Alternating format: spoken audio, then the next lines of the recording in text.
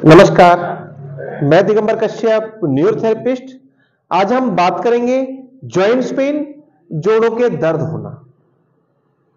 ये एक ऐसी समस्या है जो ज्यादातर लोगों में हो रही है, जैसे रूमेटॉइड अर्थराइटिस, वात के रोग। ये एक ऑटोइम्यून डिजीज है। ऑस्टियोआर्थराइटिस, ऑस्टियोआर्थराइटिस मतलब हड्डियों में अर्थराइटिस हो जाना, हड्डियों में घिसाव होना। खासकर ज्यादातर देखा गया है कि ये घुटने में होता है। वहां का कार्टिलेज जो है वो घिसने लग जाता है। वहां जो फ्लूइड है, जिसे हम साइनोवियल फ्लूइड बोलते हैं, आम भाषा में ग्रीस बोलते हैं, वो कम हो जाता है तो कार्टिलेज घिसने लग जाता है।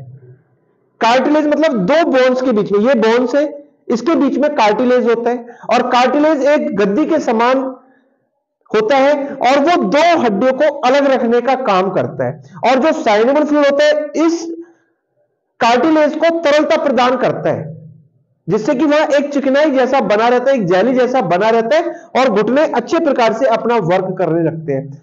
अगर किसी कारणवश वो कार्टिलेज घिस जाए या साइनोवियल फ्लूइड कम हो जाए तो ये बोन्स आपस में रगड़ खाने लग जाती हैं, और इसको कहा जाता है कि ऑस्टियोआर्थराइटिस हो गया है।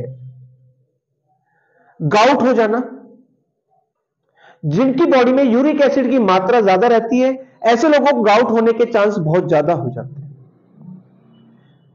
जिन लोगों को काफी लंबे समय से विटामिन डी की कमी रहती है, तो कैल्शियम भी ऐसे लोगों की बॉडी में कम बनता है, क्योंकि ये एक दूसरे के पूरक हैं, एक दूसरे से जुड़े हुए हैं। जिनकी बॉडी में विटामिन डी कम है तो कैल्शियम भी उनकी बॉडी में कम निकलेगा। बहुत सारे टेस्ट हमने देखे हैं ऐसे कि जिनका विटामिन डी कम है उनका कैल्शियम भी ज्यादातर कम हुआ है। बहुत से लोग कैल्शियम बाहर से लेते हैं लेकिन बॉडी एब्जॉर्ब नहीं करती, क्योंकि उनको ऑटो इम्यून डिजीज हो गई है या कोई अन्य डिजीज है जिसके कारण से उनका डाइजेशन ठीक नहीं है। वो कैल्शियम लेते हैं लेकिन उनको वैसे का वैसा वो निकल जाता है, क्योंकि उनका डाइजेस्टिव सिस्टम प्रॉपर वर्क नहीं कर रहा है, उनकी बॉडी के अंदर एब्जॉर्प्शन ठीक प्रकार से नहीं हो पा रहा। जिनको कोविड हुआ था या चिकनगुनिया हुआ था, उसके कारण से भी जॉइंट्स पेन रहा है काफी लंबे समय तक। पेशेंट ने बताया कि उसको 8 साल पहले, 10 साल पहले चिकनगुनिया हुआ था, या अभी जब ये कोरोना काल था 2 साल 3 साल पहले उसको कोविड हुआ था, और उसको जब से जॉइंट्स पेन निरंतर बना हुआ है। ये भी एक अर्थराइटिस का ही रूप है।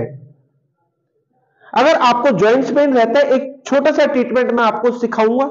आप ये ट्रीटमेंट रेगुलर करेंगे तो निश्चित ही आपकी जॉइंट्स पेन की समस्या हमेशा के लिए ठीक हो सकती है। गजब की टेक्निक है, एक छोटा सा ट्रीटमेंट आप देखें और अपनी बड़ी से बड़ी बीमारी को, जॉइंट्स पेन की बीमारी को हमेशा के लिए ठीक कर सकते हैं। तो आइए देखते हैं कैसे करें हम जॉइंट्स पेन के लिए ट्रीटमेंट। जॉइंट्स पेन के लिए बहुत इफेक्टिव ट्रीटमेंट, गजब का ये ट्रीटमेंट।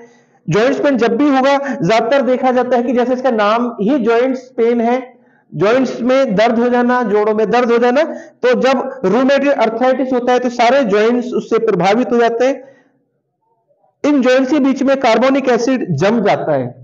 तो हम जब इस प्रकार से करते हैं, ये सारे जॉइंट्स को आपको हिलाना है, जितने भी जॉइंट्स हैं, रिस्ट जॉइंट्स, एल्बो जॉइंट्स, ऐसे ही दूसरे हाथ की ये फिंगर्स, इनको इस प्रकार से आपको यहां से मूव कराना है, इस प्रकार से, इस प्रकार से मूव कराना।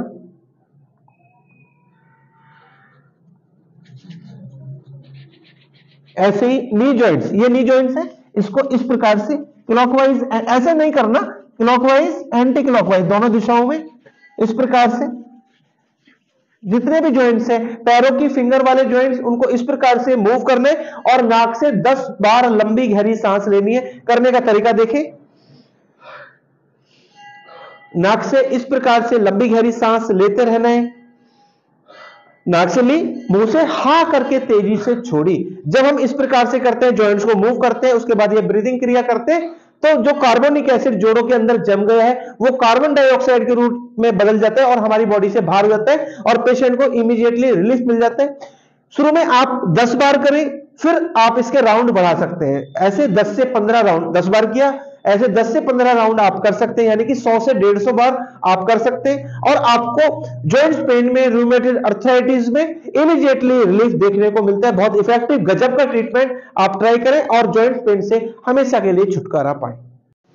दोस्तों, आपको जॉइंट्स पेन हो गया है तो आपको खट्टी चीजों का सेवन इमीडिएटली बंद कर देना चाहिए। आपको खट्टा बिल्कुल नहीं खाना, नींबू नहीं खाना, अचार नहीं खाना, दही नहीं खाना और जो भी अन्य खट्टी चीजें हैं वो आपको तुरंत छोड़ देनी चाहिए। पानी 10 से 12 गिलास पानी जरूर पिए।